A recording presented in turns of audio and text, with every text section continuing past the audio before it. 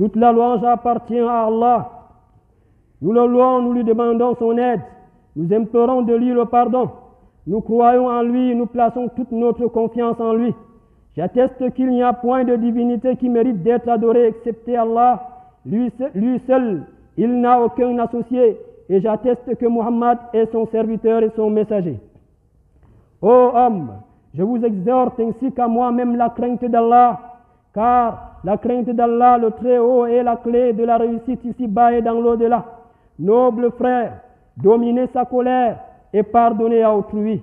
Dominer sa colère et pardonner à autrui est une grande porte parmi les portes de la bienfaisance. Allah le Très-Haut a dit, pardonne leurs dons et oublie leurs fautes, car Allah aime certes les bienfaisants. Donc, chers frères, avoir un bon cœur, penser du bien des autres, accepter les excuses, pardonner les erreurs, retenir sa colère et pardonner aux gens sont les choses les plus importantes auxquelles l'islam exhorte dans les relations des musulmans entre eux.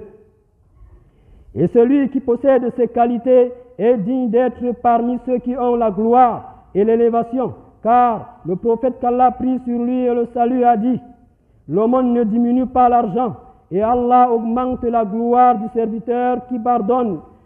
Et Allah augmente la gloire du serviteur qui pardonne aux autres, et quiconque est modeste pour Allah, Allah l'élèvera. Rapporté par Muslim. Le prophète, paix et salut d'Allah sur lui, a dit, tout serviteur qui subit une injustice, qu'il accepte pour Allah,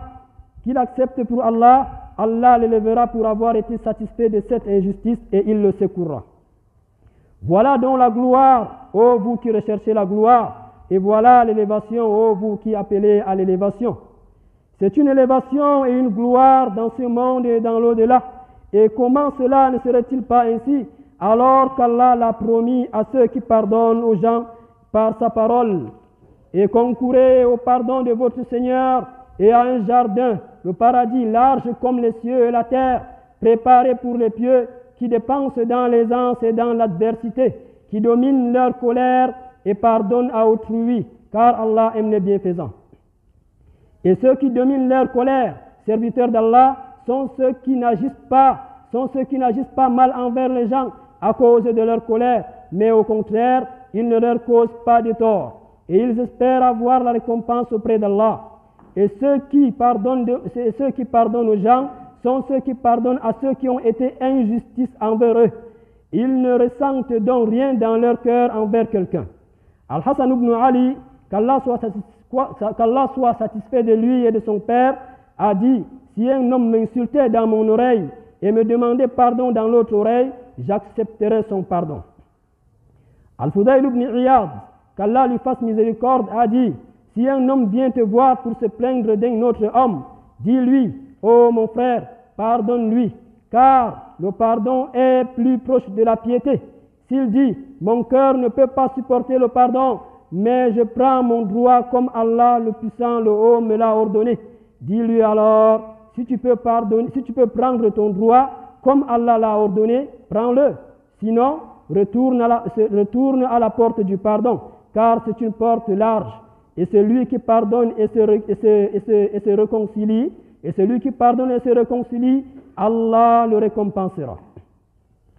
L'imam Al-Shafi'i disait, quand j'ai fait preuve de tolérance, sans nourrir de rancune contre les autres, j'ai savouré le repos en me libérant du fardeau des hostilités.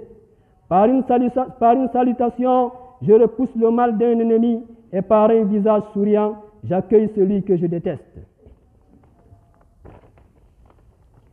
Ô Allah, fais-nous partie de ceux qui ont de bons cœurs, qui pensent du bien des autres, acceptent les excuses, qui pardonnent les erreurs, retiennent leur colère et pardonnent aux gens, et fais-nous partie des bienfaisants.